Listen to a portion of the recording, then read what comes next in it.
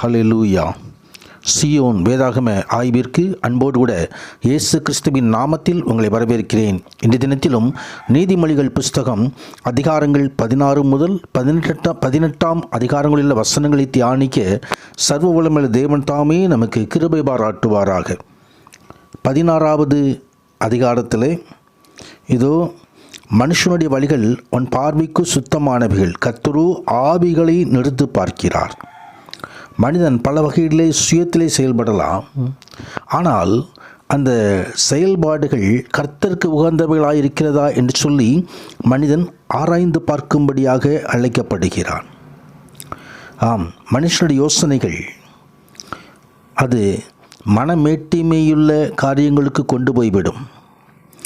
ஆனால் கர்த்தருக்கு நாம் ஒப்பு கொடுத்து நமது செய்கைகளை கர்த்தருக்கு ஒப்பு கொடுத்து இருக்கும்போது அவர் நமது யோசனைகளை உறுதிப்படுத்துகிற கர்த்தர்.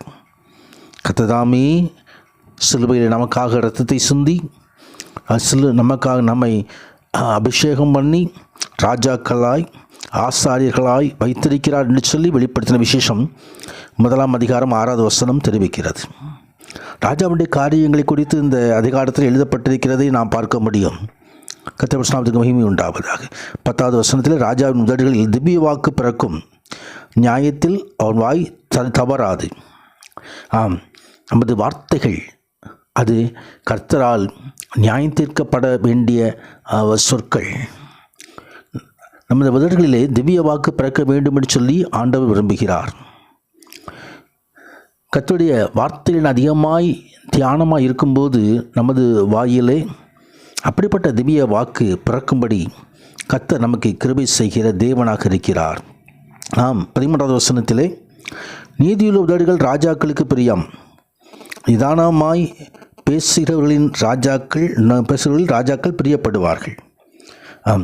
நமது உதடுகள் நீதியுள்ள உதடுகளாக இருக்க வேண்டும். நிதானமாய் பேசுகிறதிலே ராஜாக்கள் பிரியப்பட வேண்டும்.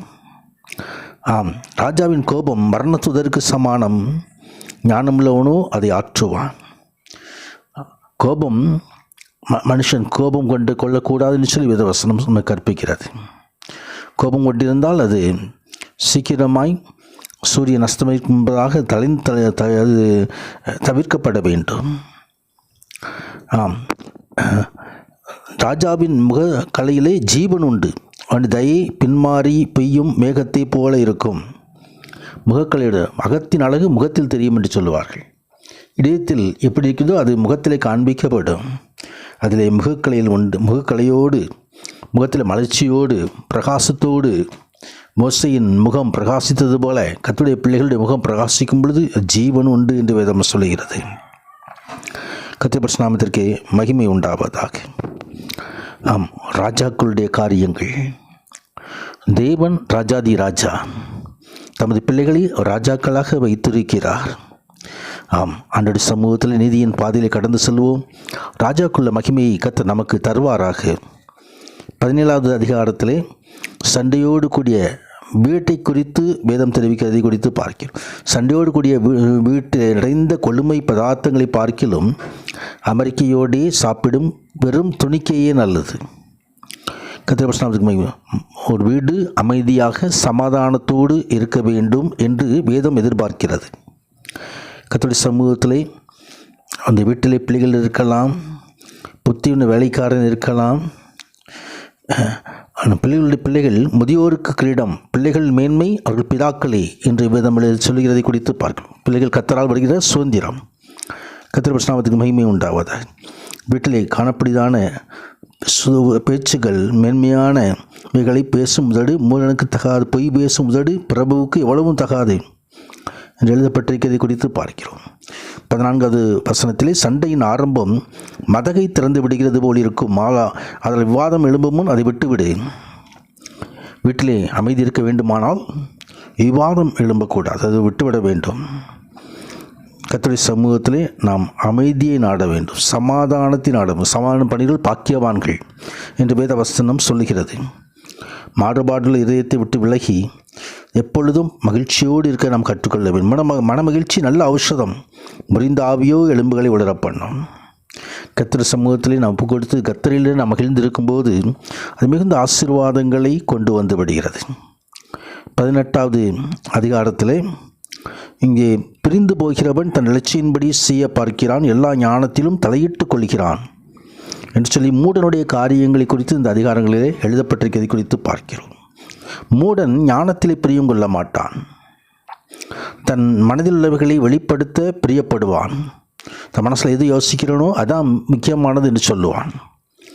ஆனால் மூடனுடைய உதடுகள் விவாதத்தில் நுழையும், அவன் வாயில் அடிகளை வரவழைக்கும். அந்த வாயின் சொற்கள் அப்படியாக இருக்கிறது. மூடனுடைய வாய் அவனுக்கு கேடு, அவன் உதடுகள் அவன் ஆத்துமாவுக்கு கண்ணி. வாயின் வார்த்தைகள் அப்படியே மனிதனை மாற்றி விடுகிறது. அழிவு வரும் முன் மனுஷனுடைய இருதயம் இருமாப்பாக இருக்கும். மேன்மைக்கு முன்னானது தாழ்மை. இருமாப்பு இருக்கக்கூடாது.